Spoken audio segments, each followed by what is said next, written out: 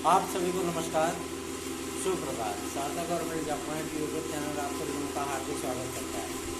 Channel पर नए हैं, चैनल को सब्सक्राइब, वीडियो को लाइक शेयर करें, बेल आइकन दबा करके रखें ताकि आपको नोटिफिकेशन मिल जाए और आप उसे शेयर कर पाएँ।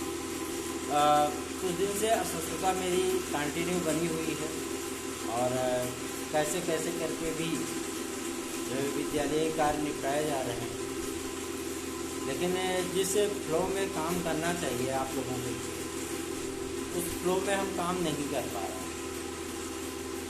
और समस्या इस बात को लेकर के हो जाती है कि जी नहीं चल रहा है ना। और मेरी वजह से बहुत सारे कार्य जो है वो पेंडिंग पड़ गए हैं और बहुत जल्दी हम स्वस्थ होंगे तो आप सभी लोगों के लिए कार्य करेंगे, अवश्य करेंगे, क्योंकि आप लोगों के आशीर्वाद और स्नेह के दम पे ही हम चलते भी हैं और दौड़ते भी हैं, है ना।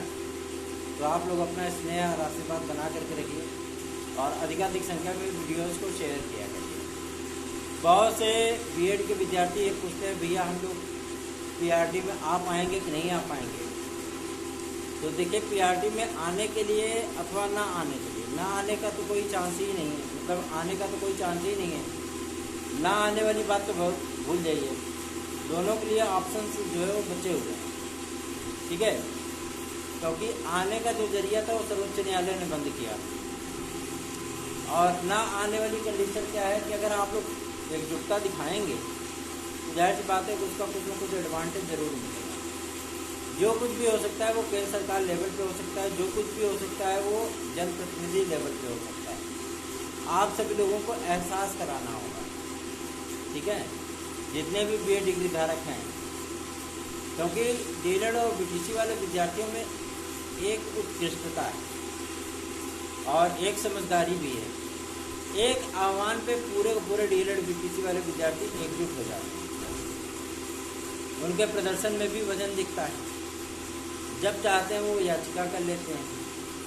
लेकिन बीएड वाले विद्यार्थी जो कि बाहर हो चुके हैं, लेकिन फिर भी अगर उनसे एकजुटता की बात करो तो संख्या उनकी दिखती है 2, 4, 5, अधिकतम 50, 100। तो ऐसी कंडीशन में आप लोग सफल नहीं हो पाएंगे। अगर आप चाहते हैं कि कुछ बेहतरीन सा हो तो आपको एकजुट होना होगा। चलिए आगे बढ़ते हैं। अब बात करेंगे एक और महत्वपूर्ण मुद्दे को लेकर के, जो कि संबंधित है आप सभी लोगों के एलडी ग्रेड और जीआईसी प्रवक्ता के लिए। एलडी ग्रेड जीआईसी प्रवक्ता के संबंध में उत्तर प्रदेश लोक सेवा आयोग ने कुछ बातें क्लियर की हैं। बातें यह क्लियर हुई हैं कि एलडी ग्रेड और जीआईसी प्रवक्ता के लिए जो उन्होंने मांगे भेजी थी शासन को, वो मांगे मान ली गई हैं, ठीक है ना। और इसके संबंध में बहुत जल्दी शासनादेश जारी होने चल रहा है। मान चलिए 1-2 दिन में, हो सकता है शाम तक ही जारी हो जाए, ठीक। उसके बाद आप लोगों के एलडी ग्रेड जीआईसी प्रवक्ता का विज्ञापन जारी हो जाएगा। क्योंकि कल विधानसभा के चालू सत्र में माध्यमिक शिक्षा मंत्री महोदया से विपक्षी विधायकों ने कुछ सवाल पूछे थे तदर्थ शिक्षकों के लिए। तदर्थ शिक्षकों का प्रेम बहुत गाढ़ा है ना। उनको उन तदर्थ शिक्षकों की याद आ जाती है, लेकिन उन 30,000 रिक्त सीटों के लगभग 23 लाख विद्यार्थियों के बेरोजगारों की दर्द नहीं समझ पाते, क्योंकि उन्हें भी पता होता है कोई यादव में बटेगा, कोई पटेल में बटेगा, है ना, कोई विश्वकर्मा में बटेगा, कोई पंडित में बटेगा। उनको पता है ये अच्छी तरीके से, है ना। बस यही सारी चीज़ें सोच करके कोई आप लोगों का साथ नहीं देता है। आप लोग अपने अधिकारों के प्रति कब जागरूक होंगे, ये आपको तय करना पड़ेगा। रही बात है एलडी ग्रेड और जीआईसी प्रवक्ता के लिए, तो अब उसकी अपॉर्चुनिटी लगभग 110%, 110% बन चुकी है। और आज की डेट में होने वाली कैबिनेट की मीटिंग लोक सेवा आयोग, उच्चतर शिक्षा सेवा चयन आयोग, आपके शिक्षा सेवा चयन आयोग, इन सारे मामलों को क्लियर करने चला है। साथ ही साथ उन विद्यार्थियों को एज रिलैक्सेशन के लिए भी आप लोगों को शासनादेश देखने के लिए मिल सकता है, ठीक है ना। और क्योंकि अभी इसमें मुख्यमंत्री महोदय को फ्री हैंड दिया गया है। मुख्यमंत्री महोदय अच्छी तरीके से जानते हैं कि अगर हमें किसी तरीके की कोई समस्या हो रही है तो क्या नाराज़गी है। नाराज़गी सिर्फ इसी चीज़ को लेकर के है कि विद्यार्थियों की नाराज़गी है ना, समय से विज्ञापन जारी ना हो पाना, समय से एग्ज़ाम ना हो पाना, परिणाम न जारी हो पाना, ये सारी चीज़ें हम लोगों की ओर से चलती रहती हैं। और ये परेशानियाँ समाप्त होने के उपरांत ही कुछ चीज़ें बेहतर हो पाएंगी। क्योंकि बाईपोल है उपचुनाव और इस बाईपोल में 10 सीटें दांव पे लगी हैं। हालांकि देखा जाए तो 5 सीटें सपा की हैं, 5 सीटें भाजपा की हैं, लेकिन अब सपा की कितने सीटें छीन सकते हैं ये देखने वाली बात होगी, है ना। क्योंकि 5 ऐसी सीटें तो लगी हुई है दांव पे, उसमें कोई दो राय नहीं। और ये 5 सीटें वो जीत भी लेंगे आराम से। ठीक, तो आप लोगों को मैं बता दूं कि जब तक ये नौटंकी चल रही थी कि आदित्यनाथ योगी रहेंगे कि नहीं रहेंगे, रहेंगे कि नहीं रहेंगे, सारी चीज़ें अब क्लियर हो गई हैं।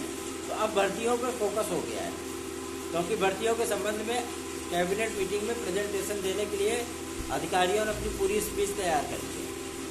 कहाँ कितने पद खाली हैं, कहाँ कितने कितने विज्ञापनों की आवश्यकता है, ये सारी चीज़ें वो डिक्लेयर कर दी गई।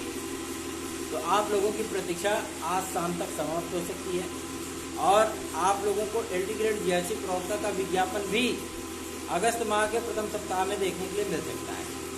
ठीक है ना, क्योंकि लोक सेवा आयोग ने क्लियर कर दिया इस चीज़ को कि हम विज्ञापन तभी जारी कर पाएंगे जब हमको शासनादेश मिलेगा अर्हता के संबंध में, क्योंकि अब हम लिखित काम करेंगे, है ना।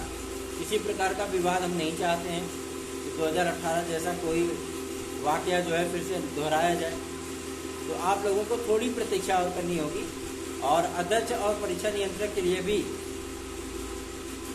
नामों का क्लियरेंस हो गया है और आज ही इनकी नियुक्ति का शासनादेश आप लोगों को देखने के लिए मिल सकता है। तो चिंतित मत होइए, हम भले ही अस्वस्थ हैं लेकिन अपने ग्रुप में लोगों से हमेशा ही कांटेक्ट में रहते हैं और उनसे कोशिश करते रहते हैं कि आप लोगों के लिए हम कुछ बेहतरीन से बेहतरीन प्रयत्न करके कुछ कार्य करवा सकें। ठीक है ना, तो निश्चिंत बेफिक्र हो जाइए और चैनल को अधिकाधिक संख्या में सपोर्ट करिए, अधिकाधिक संख्या में शेयर करिए। चलिए आगे बढ़ते हैं। अब बात करेंगे 2022 TGT PGT के लिए। 2022 TGT PGT के लिए कुछ सुबगाहट आप ये कह सकते हैं कि क्लियरेंस अब उप सचिव श्री नवल किशोर शर्मा जी ने भी किया है और हम लोगों ने जब मिल करके उनको ज्ञापन दिया था, मतलब मैं नहीं, मेरे टीम के सदस्यों ने, और उनसे रिक्वेस्ट की थी कि शिक्षा सेवा चयन आयोग जल्द से जल्द एग्जाम डेट डिक्लेयर करे। तो उन्होंने स्पष्टता कहा था छात्रों से कि आप लोगों की परीक्षा इसी वर्ष होगी और इसी वर्ष आप लोगों को परिणाम भी मिलेगा। मतलब स्पष्ट था उनका कि ये जो 4 महीने आपके बच रहे हैं अगस्त के बाद, ठीक है ना, जो 4 महीने बच रहे हैं, इन महीनों में ही आपकी परीक्षा भी होगी, आपका परिणाम भी जारी होगा। ठीक है, तो आप लोगों को तैयारियां शुरू कर देनी चाहिए और 9721418485 इस व्हाट्सएप नंबर पर संपर्क करके आप लोग नोट्स भी प्राप्त कर सकते हैं। चलिए आगे बढ़ते हैं। अब बात करेंगे एक और महत्वपूर्ण मुद्दे को लेकर के, जो कि संबंधित है आप सभी लोगों के पुलिस प्रोन्नति बोर्ड के लिए। देखिए, पुलिस प्रोन्नति बोर्ड में इस बार आप लोगों को प्रश्न पत्रों का जो प्रश्न होंगे उस प्रश्न पत्रों में वो अलग ही लेवल के देखने के लिए मिलेंगे। ठीक है ना, रैंडम मिलेंगे। तो थोड़ी सी तैयारियां आप लोग अपने तैयारियों का जो स्ट्रेटजी है उसको थोड़ा सा तब्दील करिए। करंट अफेयर्स वगैरह पे ज़्यादा फोकस करिए, क्योंकि गवर्नमेंट आप डाल हैं तो वो पास है ना। तो आप लोग इस पर भी फोकस करिए और कोशिश ये करिए कि अपने सब्जेक्ट पे, अपने सिलेबस पे पूरी तरीके से आपका कमांड हो। ऐसा नहीं कि 60,000 पद हैं तो बहुत लोएस्ट मेरिट जाएगी, नहीं, आपको 120 प्लस करना ही होगा अगर आपको श्योर सिलेक्शन लेना है तो। चलिए आगे बढ़ते हैं। अब बात करेंगे एक और महत्वपूर्ण मुद्दे को लेकर के, जो कि संबंधित है आपके UPSSC की। UPSSC में आप लोगों को परीक्षा परिणाम, क्योंकि विद्यार्थियों ने जब उनको ज्ञापन दिया सचिव महोदय को तब उन्होंने क्लियर किया है कि हम पहले वीडियो और एग्जाम का परिणाम जारी करने वाले हैं। अब वीडियो और एग्ज़ाम का परिणाम जारी होने के बाद आप लोगों को यथाशीघ्र ही सारी चीज़ों का क्लियरेंस मिल जाएगा। 10 तारीख के अंदर अंदर आप लोगों का परिणाम जारी होने वाला है और कट ऑफ ठीक ठाक ही जाएगी, है ना। और परिणाम आप लोगों का 10 अगस्त के अंदर अंदर वीडियो और एग्ज़ाम का आ रहा है, ठीक। और इसी बीच में ही आप लोगों को मुख्य सेविका आदि के भी परीक्षा परिणाम देखने के लिए मिलेगा। पीईटी 2024 के लिए जब हम लोगों ने पूछा था तो उन्होंने स्पष्ट किया था कि पीईटी 2024 की प्रक्रिया सितंबर या अक्टूबर में स्टार्ट होगी, ठीक है। तो अभी आप लोगों को इसमें परेशान होने की आवश्यकता नहीं है, आप लोग अपनी तैयारियां करते रहिए। और यूपीएससी अब पूरी तब्दीलियों के साथ आप लोगों के सामने आएगा। जो पेंडिंग पड़ी प्रक्रियाएं हैं पहले उनको निस्तारित करने पर फोकस होगा, उसके बाद ही आप लोगों को नए विज्ञापन देखने के लिए मिलेंगे, ठीक है ना। क्योंकि जो विभाग हैं वो लगातार अध्याचन भेज करके परेशान हो गए हैं और शासन को अपना विस्तृत रिपोर्ट दे चुके हैं कि आयोग विज्ञापन नहीं जारी कर रहा है, भर्ती प्रक्रिया कंप्लीट नहीं कर रहा है, इसमें हमारी क्या गलती है। तो यूपीएससी को पूरी तरीके से वास करने का मूड शासन ने बना लिया है। छोटे से लेकर के बड़े तक सब बदले जाएंगे और इनकी कार्यप्रणाली थोड़ी सी सुधारी जाएगी, ठीक है। तो आप लोग अधिकाधिक संख्या में वीडियोस को शेयर किया करिए। और जो हमारे भाई बहन कोचिंग वगैरह में जाते हैं उनसे रिक्वेस्ट है कि अगर कोचिंग संस्थान जो है वो बेसमेंट वगैरह में चल रहे हैं, लाइब्रेरी वगैरह, तो आप लोगों से निवेदन है कि आप लोग ऐसे कोचिंग संस्थानों का बाइकाट करें जो बेसमेंट में मतलब कुएं में चला रहे हैं, ठीक है ना। क्यों, कब के वहाँ पे शॉर्ट सर्किट हो जाए, कब पानी भरने लगे, कब क्या होने लगे, कोई नहीं जानता है। जो 3 विद्यार्थियों ने, 2 छात्राओं ने, मतलब 2 बहनों ने और एक भाई ने अपनी जान गंवाई है, वास्तविकता में वो अपने कितने हसीन सपने लेकर के दिल्ली में IAS की तैयारी करने गए, लेकिन तैयारी करते करते बेचारे यमराज के पास चले गए, है ना। इसमें क्या उनकी गलतियाँ थी?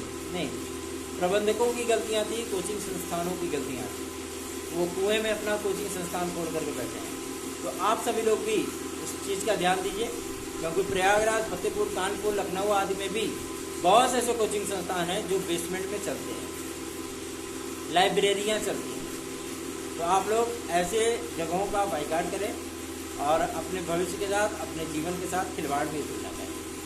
सार्थक government job point YouTube channel को अधिकाधिक संख्या में स्नेह और आशीर्वाद दीजिए। बस आप लोगों की प्रतीक्षा अब समाप्त होने के कगार पे है। धन्यवाद, आप सभी के दिन शुभ हो।